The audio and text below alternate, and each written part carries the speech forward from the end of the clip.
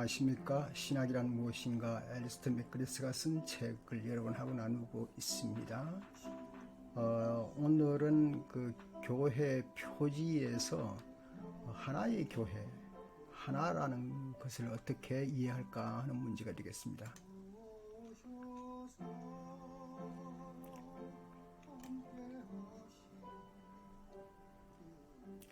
하나라고 하는 것은 물론 이제 모든 교회가 독특하지만은 하나가 된다는 것은 매우 중요한 얘기죠. 세계교회협의회라고 하는 것 WCC가 그 내세우는 그것을 통해서 하나를 표방을 했습니다. 거기에서 내세우는 건 우리 주 예수 그리스도를 하나님과 구주로 고백하는 교회들의 친교라 그렇게 이제 표방을 하면서 시작을 했습니다. 여기는 이제 많은 교단들이 참가를 했죠. 침례교, 장로교, 감리교, 성공회, 루터교, 천주교 이르기까지 많은 교회들이 참여했습니다. 그때는 이제 교회 제도 문제를 무너뜨리자, 제도 문제 때문에 우리가 하나가 되지 못할 이유가 없다 하는 그런 뜻을 그들은 표방을 했습니다. 그러나 이제 교회사 안에서 중요한 그 사건이 등장된 것을 하나하나 좀 짚어보기를 원합니다. 첫 번째 사건이 있습니다. 그것은 3세기경에 북아프리카에 있었던 일인데요. 교회 안에 작은 일인 것 같아요. 의견 차이가 있었는데 여기에 파괴적인 힘이 이제 표출되게 됩니다. 다름 아닌 250년에서 251년 그 로마에서 가장 강력한 교회 핍박을 했던 데키우스 황제가요, 기독교를 박해를 할 때에 그때 그 당시 많은 기독교인들이 박해를 당해가지고 믿음을 저버린 사람이 많았고 또 교회를 지키면서 순교를 당한 일도 있었고 뭐 그랬겠지요.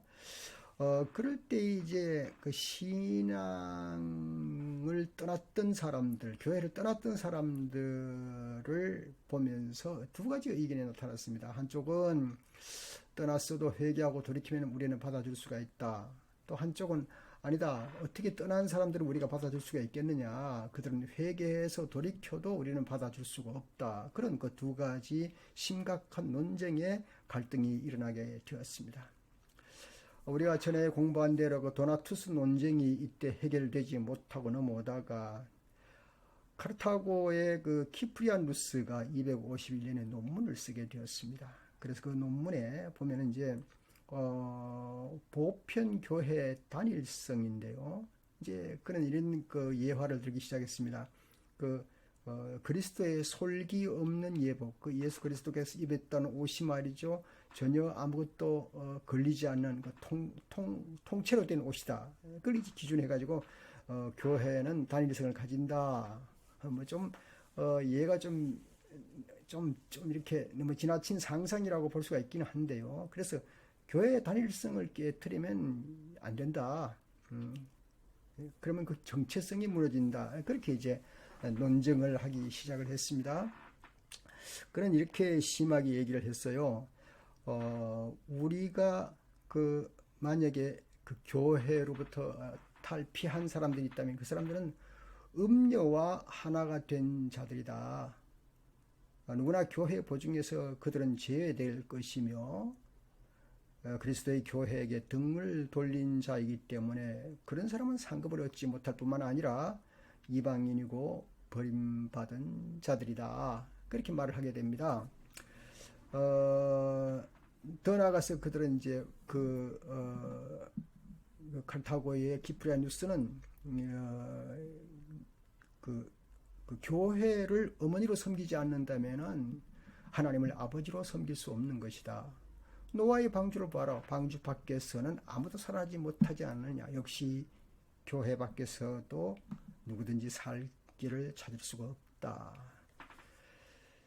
자, 이제 오직 하나의 교회가 있으며 그 울타리 밖에는 구원이 불가능하다. 교회 밖에는 구원이 없다. 하는 그런 문제를 심각하게 하면서 양쪽을 봅니다. 이제 그때 당시 카톨릭의 그 고난 속에서는 이 말이 상당히 영향력을 끼쳤고 또 카톨릭을 보존하는 데 매우 유익이 되었습니다.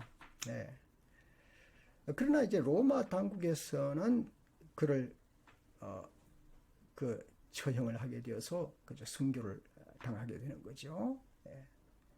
그래서 이제 양단입니다. 이제 로마 제국에서는 순교를 시켰고, 그리고 카톨릭 재단에서는 그를 위인으로 삼게 되었습니다. 그 다음에 이제 그 문제가 쟁점이 또 생기게 되는데요.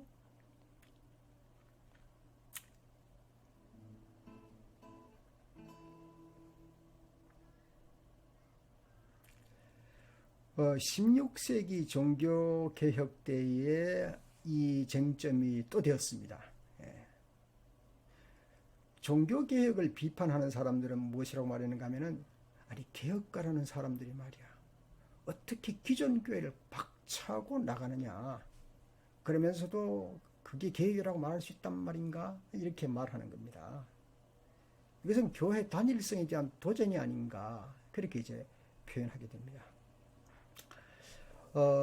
여기에서 기억해야 할 것은 카톨릭 교회만이 진정한 교회 조직체라는 원칙을 세워놓았기 때문입니다. 그런데 아이러니한 일은 말이죠. 그 원칙을 세워놓은 것이 서유럽인데 그 서유럽에서 종교개혁이 일어났다는 사실입니다. 원칙을 세워놓은 그 동네에서 종교개혁이 일어났습니다.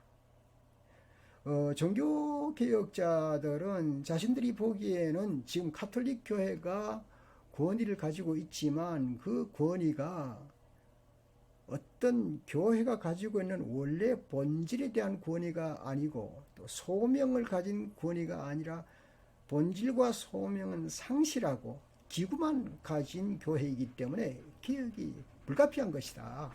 이렇게 나오는 것입니다. 이 일을 교부 내부에서 이제 만약에 이루어진다면 우리는 물러설 수가 있다. 그러나 교회 내부에서 이 자체 문제를 개혁할 수가 없으므로 개혁할 생각도 없고 의도가 없기 때문에 우리는 따로 떠나서라도 참된 교회를 세울 것이다. 이렇게 이제 주장을 한 것입니다.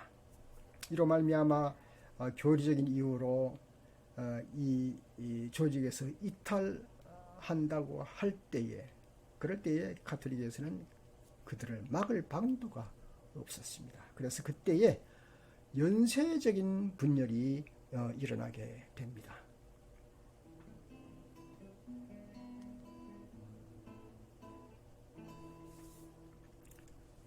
(16세기에) 가톨릭 교회에서 영국 교회가 떨어져 나갔고 영국 교회 내에서 다시 감리교회와 장로교가 나왔습니다. 결국은 16세기 신조에서 표명된 하나의 교회라는 고전적인 개념은 그냥 개념에 불과하게 된 것입니다. 이제는 하나의 교회라는 해석을 달리 해야만 했었던 것입니다. 그래서 교회 단일성이라는 쟁점은 다시 이런 이론으로 등장을 하게 되는 것입니다.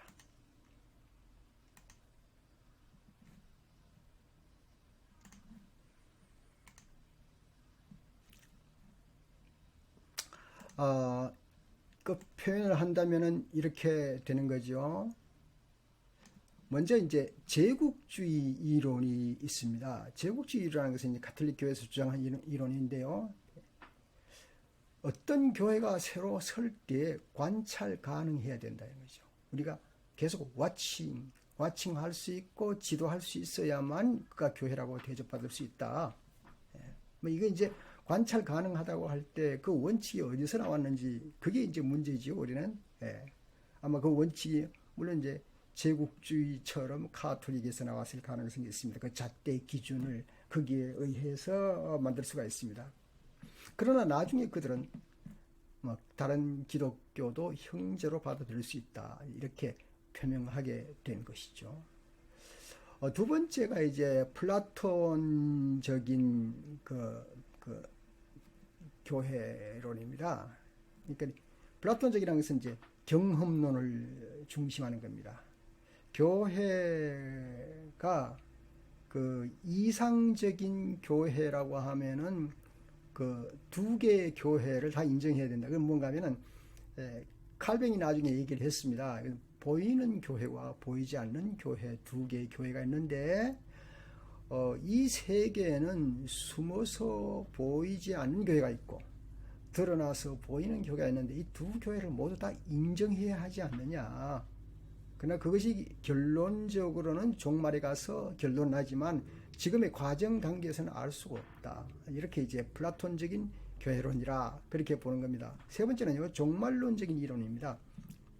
위의 내용과 좀 비슷하지만 종말론적에 좀 더 가깝습니다. 그것은 뭔가 하면은 현재 교회 각종 분열이 있지만 이것은 일시적인 것이다. 이제 언젠가는 마지막 날 가서 종말 때는 다 해결이 될 것이다 하는 것입니다.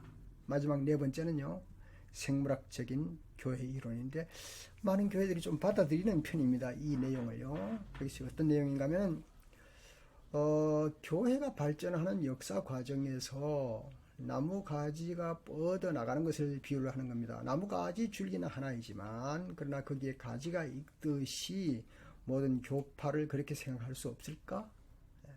그래서 18세기 독일의 경건주의자 니콜라우스 폰 진젠돌프가 그걸 이제 주장을 했습니다. 그리고 그것을 이제 많은 개신교들이 받아들이기도 했습니다. 그래서 다시 말해서 교회 견해는 정도의 차이가 좀 있어도 유기적인 일치를 이루는 것을 우리가 인정할 수밖에 없다.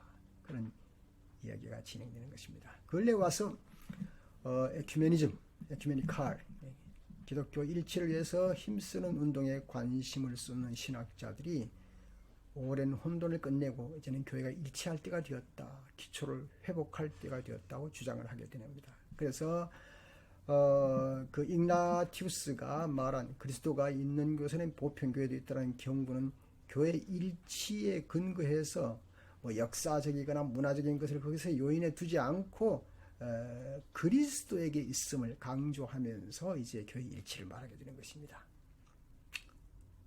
신학자들은 신약 성경을 어디에 보아도 지역 교회들이 다양성이 교회 단일성을 깨뜨리는 것은 가르치지 않았다고 이렇게 주장을 합니다.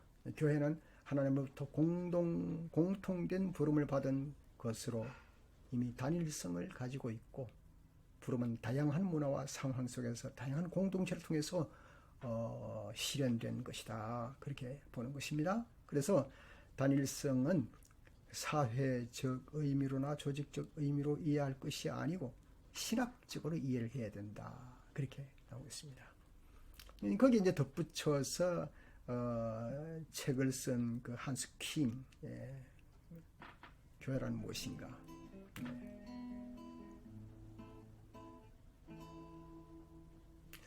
한스 킹이 이제 1967년에 교회를 썼죠. The Church.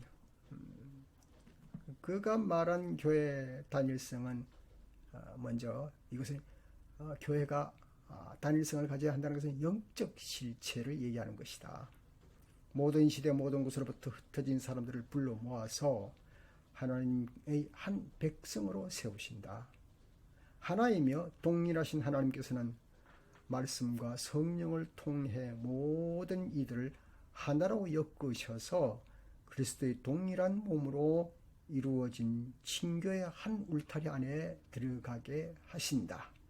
교회는 하나이며 따라서 마땅히 하나가 되어야 한다. 그렇게 주장을 했습니다.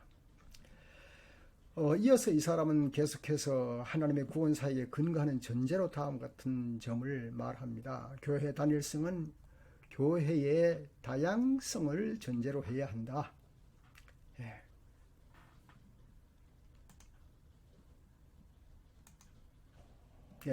첫 번째는 이제 교회는 하나이다. 그걸 이제 주장을 했고요. 그 다음에 이제 그 다양성을 전제로 한다. 그것은 무엇인가 하면은 교회는 그 뿌리가 하나이지만 특수한 상황을 우리가 부정할 수 없지 않느냐. 각 교회 언어, 역사, 관습과 전통, 삶의 형태와 생활 방식, 뭐 인적 구성 요소, 뭐 이런 것들요. 교회가 처해 있는 곳이 뭐 아프리카인가 미국인가 아니면 뭐 서울인가 그 중국인가 그 가지고 있는 인적 요소와 지역의 형편이 있지 않습니까? 거기에 의해서 진행이 되는 것이기 때문에 이 어떤 특정 교파에서 특정 교파를 배타하기가 곤란하다. 그래서 복음주의는 공동체적인 삶의 개념을 잊어버리지 말아야 된다. 개성은 분명히 뚜렷함으로 뚜렷한 교회론을 각자 가지고 있기 때문에 거의 여기에 대해서 함께 어울릴 수가 있다. 그렇게 말을 하는데요. 그래서 뭐 이제 일부 또 그 기독교 보수에서는 한스킹은 상당히 다양한 건 좋지만은 이게 다종교로 흘러가면 곤란하는데 그렇게 이제 염려를 하기도 합니다. 반면에 이제 오늘날 복음주의라고 일컫는 교회가 많이 성장을 합니다. 복음주의가 보수 교단이라기보다는 보수의 뿌리를 두면서 좀 빠르게 성장했던 건데 그건 이제 대체로 복음주의가 교파를 초월해서 세계적인 확산 운동으로 나아갔던 것을 기초로 합니다.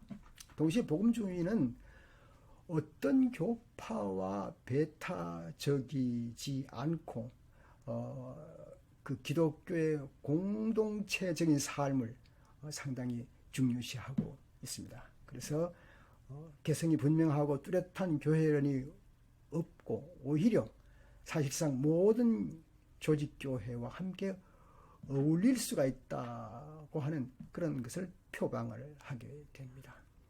뭐 오늘날 가톨릭 교회에서도 복음주의를 많이 지지를 한다고 하는데요. 거기에 대해서는 좀 더 이제 우리가 깊이 좀 살펴볼 필요가 있겠고요. 아무튼 교회 단일성은 역시 어떤 특정한 교회 조직에 근거하는 것이 아니라 예수 그리스도의 기쁜 소식의 복음을 가진 그것을 중심한 교회로서의 기준을 삼게 됩니다. 결국은 이렇게 되는 것이죠. 에베소 4장 4절과 6절.